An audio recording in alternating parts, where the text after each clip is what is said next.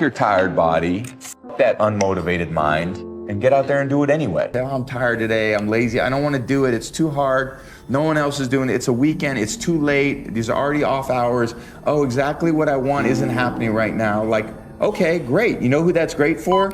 Your competition. You're getting in there and you're overthinking and all these things come in too much of like, I have to do this, this, and this, I have to do a 4-second negative. Oh my God, that's going to be so hard. I should drop the weight. Then, like, no, just f***ing get in there, know what you can do, bust your ass and get out of there. Yeah. And sometimes overthinking it holds you back. People want to jump from day 1 to day 10 by getting some big seed money or big investment.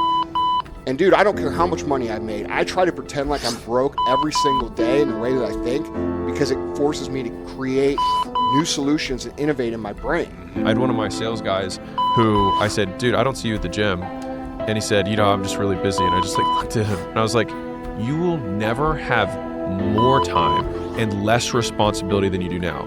So I kind of used the James Clear thing. I said, hey, if you can't make it work now, accept that you're never going to be in shape for the rest of your life. He was like, whoa. I was like, think about it. Rid yourself of Right. that. Yeah. I was like, you're just never going to be in shape. He was like, whoa. I mean, yeah. I was like, right. So do it or don't, but stop wanting it. I promise you, you don't want to be that old person sitting on your deathbed looking back at your life filled with regret because you always made the easy choice. Think it right now! Whatever the f*** you have! Then go all in, embrace it. Let it mold you, shape you into what you've always wanted to become. You gotta lock in. You have to put the hours in. You may have to raise children, cultivate your marriage, and work your side hustle all at the same time. Everybody knows if you don't go to the gym, if you don't get on the treadmill, put the cardio in, if you don't hit the weights and lift, you're not going to walk around with the physique that you see in your head. It's going to remain a conversation, a vision, a dream. Lazy people don't know how to start. Weak people don't know how to finish. Successful people don't know how to stop. People demand success, but refuse to work weekends. People want opportunity, but won't talk to strangers. People claim ambition, but sleep in every day. We are the result of our actions, not our aspirations. Let's say we have a circuit breaker, okay? And I'm loading everything up to one circuit. Just load it up. It's gonna fucking blow. And once that thing blows, man, the circuit's all f***ed up. You gotta have each thing plugged into the right spot, like a fucking crowded garage. You can't put anything in it. Once your brain is crowded, discipline is great, motivation is great, but if you can't fit shit in your brain because it's all fucking cluttered with shit, there's no discipline. You may have it sometimes when it fits in that crowded garage of your mind, but you don't have the consistency that you need to have with that discipline. There's actually 2 human beings in the bathroom every morning. There's you, and there's a human being in the mirror. And that human being is trying, and they've been there a long time, and they've been waiting for you to wake up and to see them. They're tired of your constant negativity. They're tired of you beating them down. They need you to be more encouraging. They need you to be more celebratory. They need your support. And when you finally wake up and create a moment with yourself every single morning where you look yourself in the eye and you see yourself and you forgive yourself and you honor yourself and you say, I believe, with this gesture in you. It is this remarkably deep and spiritual feeling of connection that you've been longing for a very long time. Your excuses will destroy you and take everything that you ever wanted from you if you let them.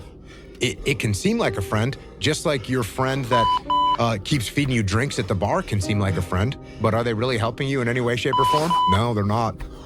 They're not. So when your excuses make you feel a little bit better about the fact that you didn't execute on what you needed to execute on, then they can make you feel better, but they're not helping you. They're not helping you at all. 400 trillion to 1, the odds of becoming a human being. You know, being successful takes several different variables. I think self-awareness is number one. If you don't know yourself and you don't know what you're good at, you've got no shot because you're gonna be spinning your wheels. I think work ethic is at the top. Nobody watching this right now knows anybody that's successful at all that hasn't put in serious amounts of work. You cannot grow mentally, physically, emotionally, or financially in your comfort zone and when avoiding pain. It doesn't work like that. If you want to build an ultra successful business, you're gonna take 2x4 after 2x4 after 2x4 to the face before anything becomes reality. If you want to build an amazing body, you have to break down the muscle fibers in order to rebuild them back up. How are you going to choose to show up? Like I was talking about before, there are things out of your control. What's in your control? How can you take that power back into your own hands? And what are you going to take from it? What kind of meaning can you find from taking power out of what you feel powerless in? Feeling stuck is a signal that you've stopped growing. That's it. And when most people feel stuck, since they don't understand that it's tied to a fundamental need for growth, we believe it's an existential crisis and we blow up our lives. Learning anything gets you back in touch with a fundamental need.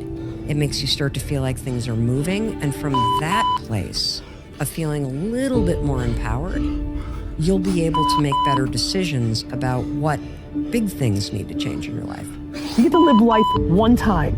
And this is the time right now to understand what's actually happening and actually map your behavior to something that will impact you for the next 80 years. Pay the attention to who's giving you the advice. Who's giving the advice? You should only take advice from people whose dreams for your life are bigger than yours are. You gotta learn to pick yourself up on your own. A lot of times these fights and these battles, you gotta be your own coach. You gotta be your own motivator.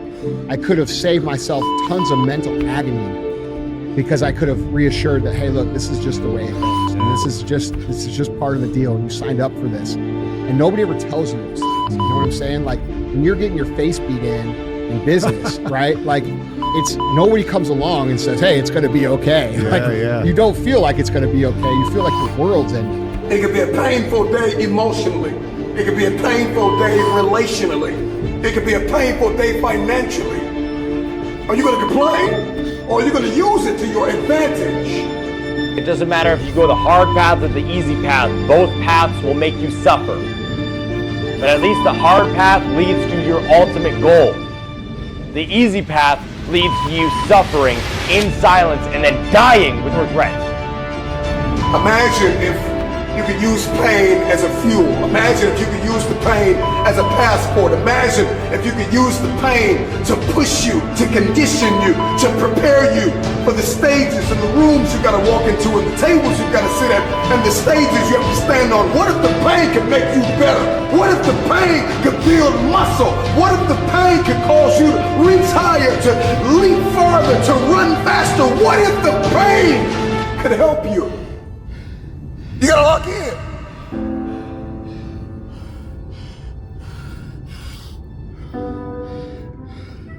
There's a lot of thought behind a person being a born loser, becoming who I am today. You don't just wake up and just rocky the shit. You gotta wake up and think about, there's a process to getting better. And that process is never finished. Like a lot of times, if your back is hurting, it may not be your back. It may be something else in your body that's making your back hurt.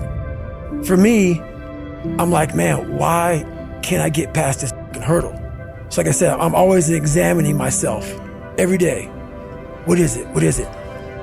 Well, there's only one thing you haven't examined yet, and it's going back to the beast, going back to the demon. All the times that I was like, I'm not going back, and I went back. I'm not going back, and I went back. I'm not going back, and I went back. It showed me even more of what we have as humans. If we're willing to go there and we're willing to push that extra step. A lot of people, man, how do you do what you do? At the end of the day, I ask myself one question: can I take one more step? And usually the answer is yes. So if you can answer that question and not take another step, that is real failure. That is real quitting. So a lot of people can take one more step, but they choose not to. I don't know if you can take 2 steps. You got to answer that question after you take the first step. But I can always take one more step, so if I choose not to, that's on me. And I got to live with that.